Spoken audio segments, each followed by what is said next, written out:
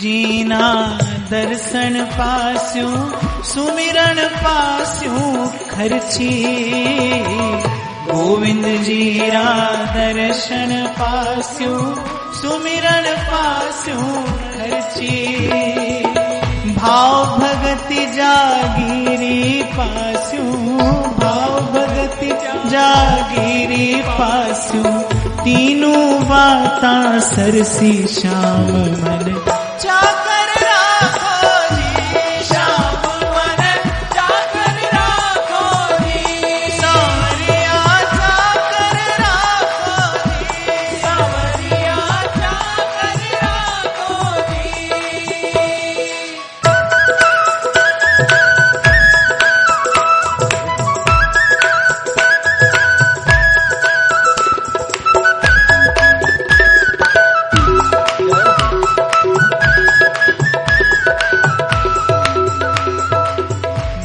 मुकुट पीतांबर सोहे गण वैजंती माला।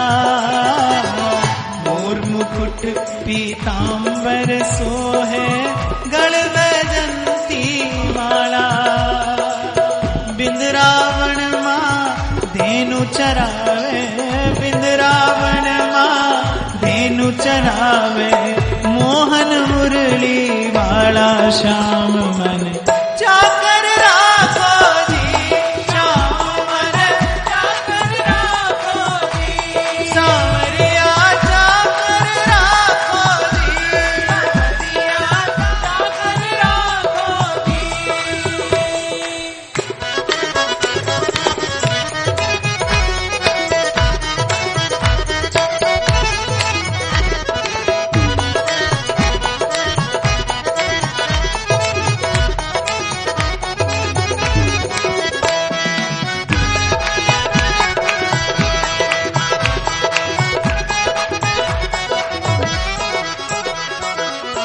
आधी रात ही भर भर आवे हिड़ावे अधीरा। आधी रात जी भर भर आवे हिड़ावे अधीरा। मीरा के प्रभु दर्शन दे हैं मीरा के प्रभु दर्शन दे हैं। जमुना जी के तीरा श्याम मन चाकर राखो जी। श्याम मन चाकर राखो जी। सांवरिया चाकर राखो जी। सांवरिया चाकर राखो जी। श्याम मन चाकर राखो जी। हरि जी मोरे नैनन आगे रहियो। हरि जी मोरे नैनन आगे रहियो। नाथ मोरे नैनन आगे रहियो। नाथ मोरे नैनन आगे रहियो। ब्रज भूमि का संग पाकर वहां के जल कण वहां के रज कण वहां की बहती बयार प्रभु के श्री अंग की सुवास लाकर देती। और ये प्रेम बिरहणी मतवाली हो उठी। जीवन धारण करना कठिन हो गया। सतत मन प्राण अकुलाहट के साथ अपने धनी के चरणों में बस केवल एक यही विनती निवेदन करते। हरि जी मोरे नैनन आगे रहियो। हरि जी मोरे नैनन आगे रहियो। नाथ मोरे नैनन आगे रहियो। नाथ मोरे नैनन आगे रहियो। हरि जी मोरे नैनन आगे रहियो। हरि जी मोरे नैनन आगे रहियो। नाथ मोरे नैनन आगे रहियो। नाथ मोरे नैनन आगे रहियो। हमारे रसिक संत कहते हैं बार बार तो बनत नहीं ये संजोग अनूप। मानुष तन वृंदा विपिन रसिकन संग विविरूप। यहां इस चर्चा के मध्य मीरा सन्मुख मीरा के गिरधर गोपाल और मीरा और गिरधर के उस प्रेम की सत्यता को इस संसार में प्रतिष्ठित करते ये भाव मूर्ति संत जन यहाँ पर विराजमान है। ऐसे संयोग बार बार नहीं बनता। और मैंने आपसे कहा था कि आपके मेरे स्वर में तो वो सामर्थ्य हो न हो जो दीन दयाल के कान तक पहुंचे। बाईसा के स्वर में अपना स्वर मिला दें, हो सकता है आपकी मेरी बात भी पहुंच जाए वहां तक। नाथ मोरे नैनन आगे रहियो,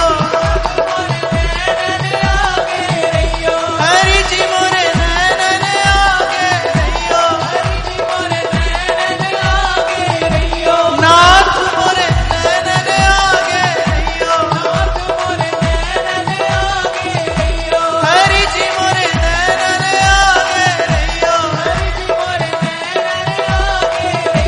नाथ मोरे नैनन आगे रहियो, हरि जी मोरे नैनन आगे रहियो, नाथ मोरे नैनन आगे रहियो, हरि जी मोरे नैनन आगे रहियो। दोनों हाथ उठाओ प्रेम से। हरि जी मोरे नाथ मोरे, हरि जी मोरे नैनन आगे रहियो,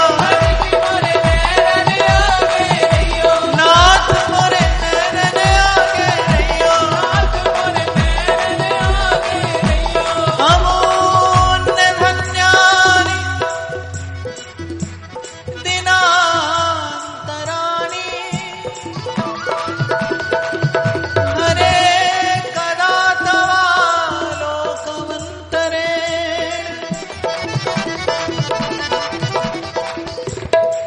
अनाथ बन्धो करुणैक सिन्धो, हाहन्त हाहन्त कथं नया, नाथ मोरे हरि जी मोरे, नाथ मोरे नैनन आगे रहियो, हरि जी मोरे नैनन आगे रहियो।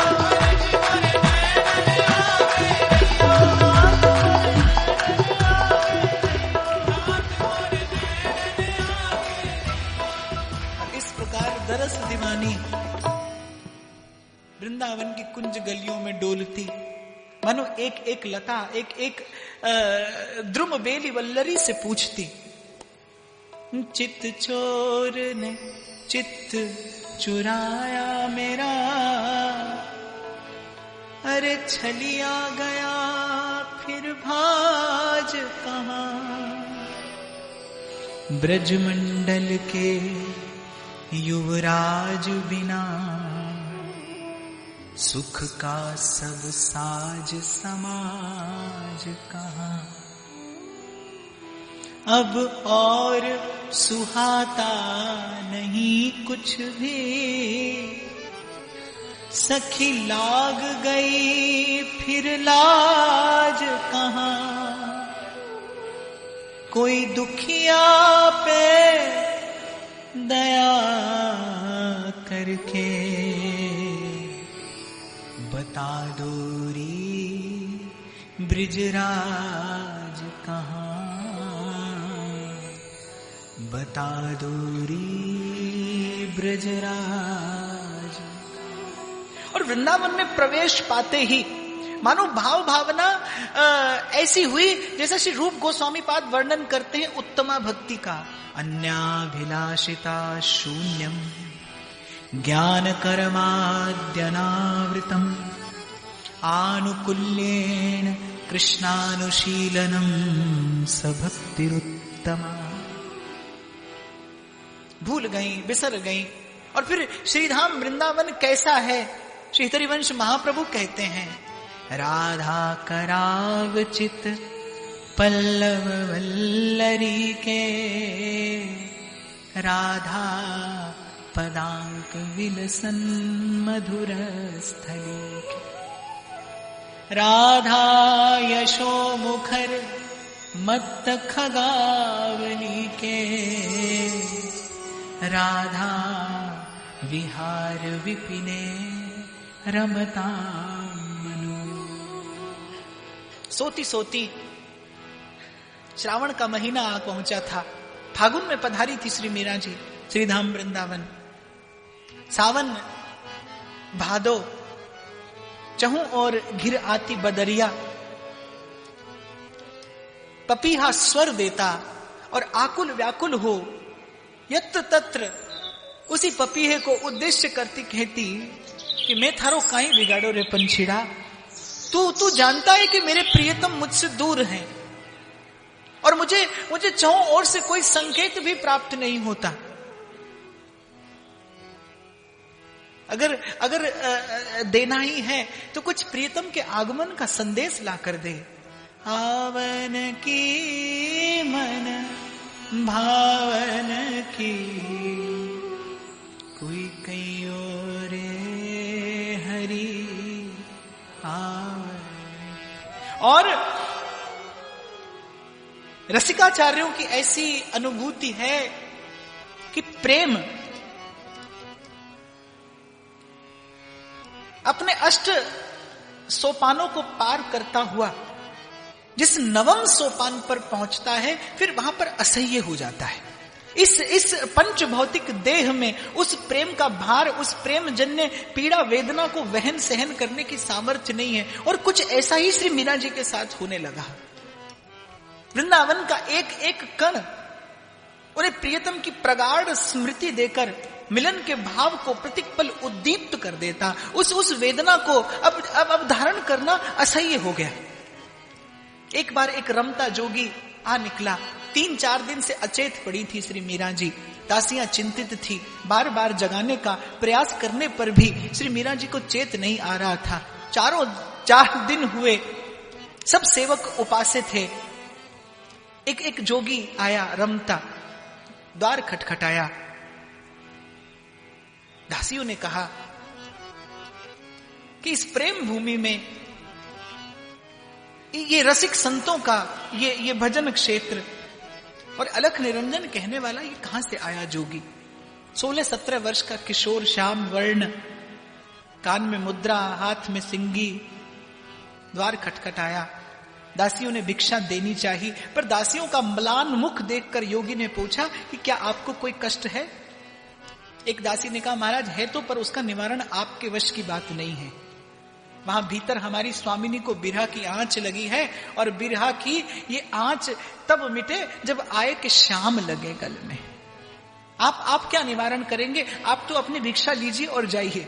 योगी ने कहा कि जिस घर से भिक्षा लेता हूं उसके कष्ट का निवारण करना ये मेरा कर्तव्य है। एक बार अपनी स्वामिनी का मुझे दर्शन करा दीजिए। पहले तो दासियों को संकोच हुआ, लेकिन जो उसमें से प्रौढ़ा थी उसने कहा, साधु का भेष है और हमारी बाईसा का तो जीवन साधु संग है। हो सकता है इस संत का संस्पर्श पाकर, इनकी कृपा दृष्टि पाकर स्वामिनी को चेत आ जाए। भीतर ले गई उस योगी को। योगी ने मस्तक पर हाथ धरा। देखते ही देखते मुख की म्लानता दूर हो गई, नेत्र आधे खुल गए और सन्मुख संत को देखते ही श्री मीरा जी के मुख से प्रथम बात निकली, आप ना आवे लिखना भेजे, बाण पड़ी तरसावन की, ये दो नैना कयो नहीं माने, नदियां बहे जैसे सावन की, नदियां बहे जैसे सावन की, कोई कहियो रे हरि आवन की मन भावन की, कोई कहियो हरि आवन की। नेत्र के कोरों से 2 अश्रु कोर ढलके योगी के चरणों पर जा पड़े। प्रसन्न वदन उस योगी ने नाम पुकारा और मीरा को ये स्वर कुछ कुछ पहचाना सा लगा कि ये स्वर तो इससे पूर्व भी कभी मेरे कान में पड़ा है। कहीं मेरे प्रभु ही तो, कहीं वो छलिया ही तो ये भेष धर के मेरे निकट नहीं आ पहुंचा मेरे मन प्राणों की पीड़ा का हरण करने के लिए। निकट बैठ गया योगी और कहने लगा कि आपके प्रभु का संदेशा ही लेकर आपके निकट उपस्थित हुआ हूं। मेरे प्रभु का संदेशा आया है, प्रभु ने दासी को स्मरण किया है, एक बार कहिए तो किस किस नाम से मेरा स्मरण किया था। और स्वयं ही उस भावावेश में, स्वयं ही उस भाव उद्रेक में अपने नाम का पुनः पुनः उच्चारण करने लगी, मीरा मीरा मीरा। क्या इसी प्रकार मेरे नाम का उच्चारण प्रभु ने किया होगा? आप सत्य कहते हैं कि मेरे प्रभु वहां मुझे स्मरण करते हैं। मैं तो विचार करती थी कि जाने इस अवगुणी की ओर कभी उनकी कृपा दृष्टि होगी भी या नहीं, कभी स्नेह सिक्त चितवन से मेरी ओर निहारेंगे भी नहीं। मैंने जीवन भर कोई ऐसा सत्कार्य नहीं किया। प्रीति का निरंतर अभाव जानती हूं और उनकी कृपा का एकमात्र हेतु जो दैन्य है उससे भी नितांत वंचित हूं। किस प्रकार कृपा होगी इस दीना पर, इस अबला पर। मीरा की वो दैन्य, वो विकलता, वो विनम्रता, वो विरहातुरता। आनंदित हो गए। अब कौन जाने कौन था, क्योंकि ऐसा कहते हैं कि वृंदावन की कुंज गलियों में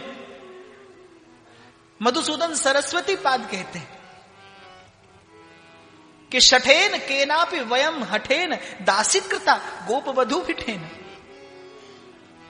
बोले हम तो कहीं बैठे थे, स्वराज्य सिंहासन लब्ध दीक्षा, और किसी शठ ने बलपूर्वक हमारे चित्त वित्त का हरण करके और सदा सदा के लिए अपना दास बना लिया।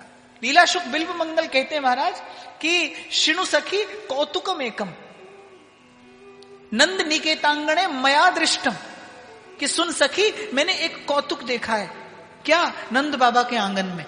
शिणु सखी कौतुकम एकम नंद निकेतांगणे मया दृष्टम गोधूली धूसरितांगो नृत्यति वेदांत सिद्धांत।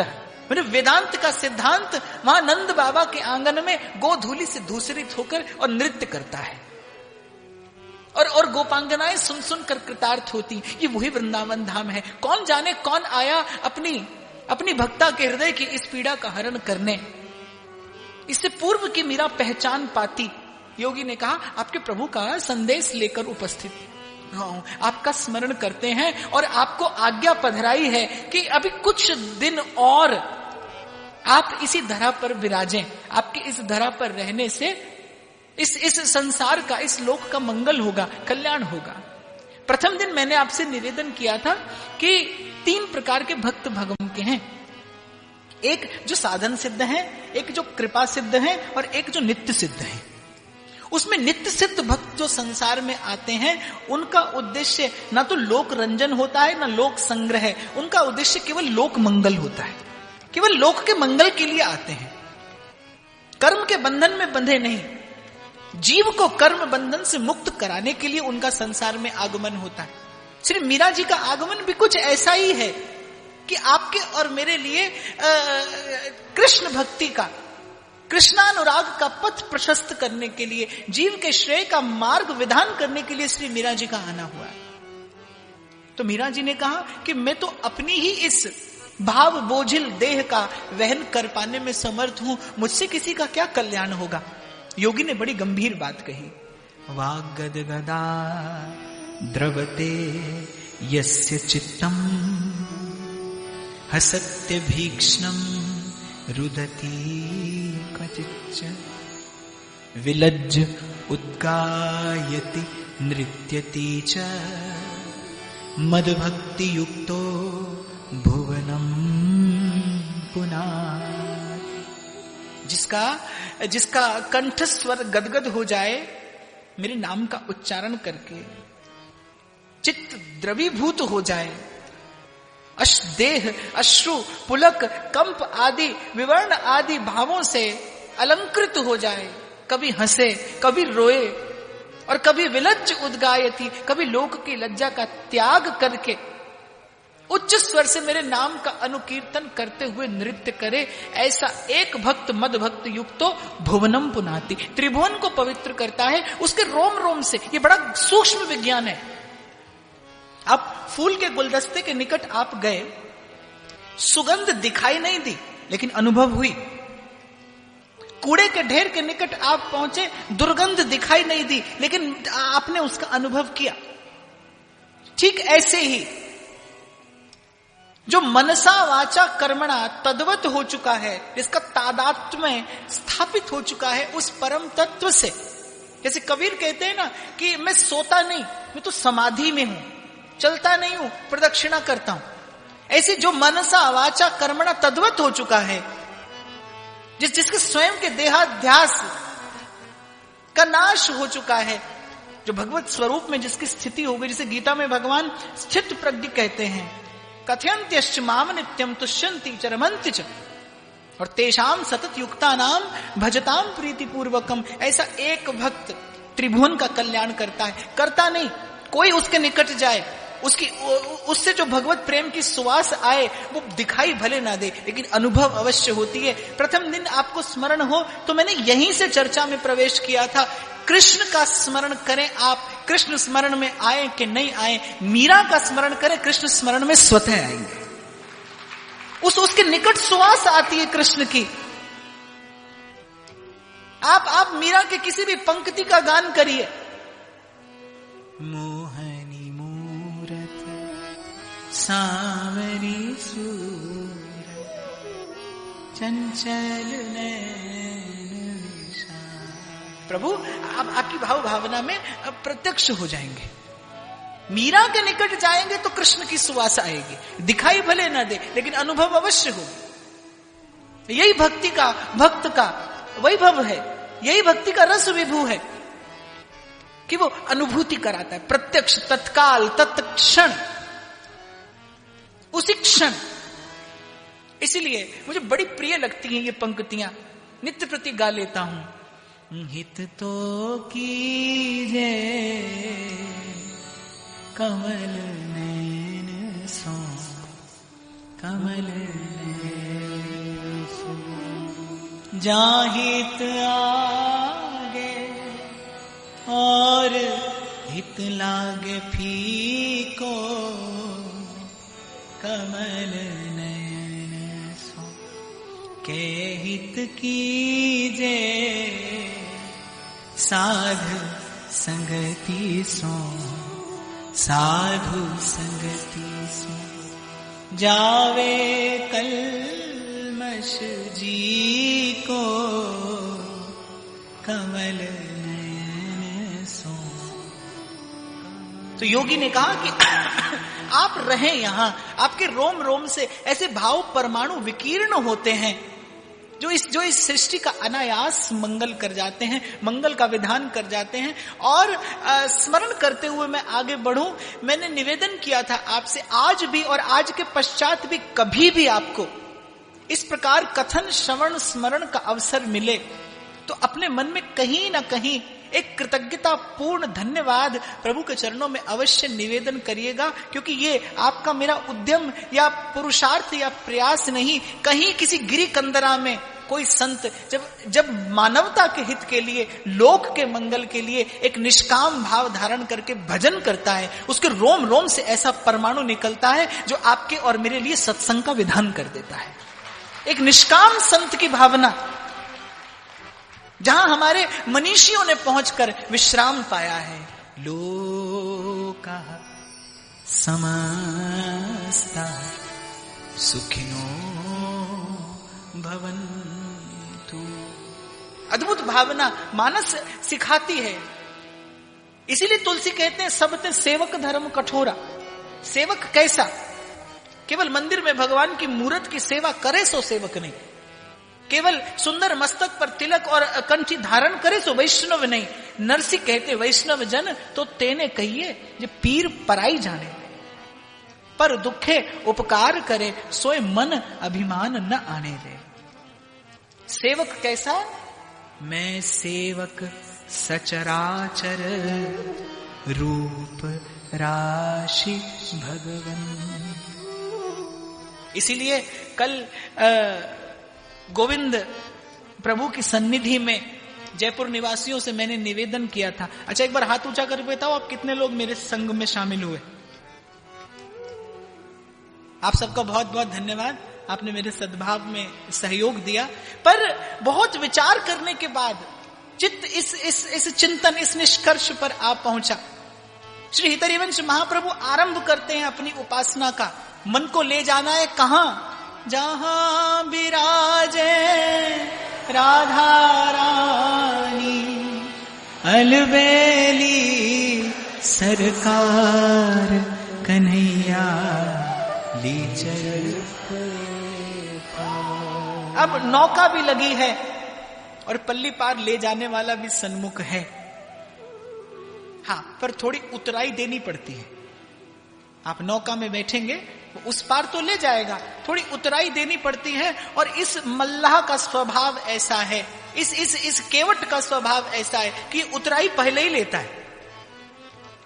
क्योंकि जीवा स्वभाव तो दुष्टा, जीव स्वभाव से दुष्ट है। ले लेने के बाद अब नानुकर हो तो कौन माथा लगाए। सो कहता है उतराई पहले ही दो। और उतराई कैसी? सब सोहित निष्काममति श्री वृंदावन विश्राम। कल भी मैंने निवेदन किया था कि प्रेम का पान करने के लिए भी उसे किसी पात्र में धारण करना आवश्यक है। जीवन में रसानुभूति हो, पर रसानुभूति स्थिर हो, इसके लिए पात्रता आवश्यक है। कृपा कृपा सब कोई कहे, फिर कृपा पात्र नहीं कोई। कृपा पात्र सोई जानिए जो आज्ञावर्ती होए। इसीलिए बाप, एक बात मैं आपसे अवश्य निवेदन कर दूं।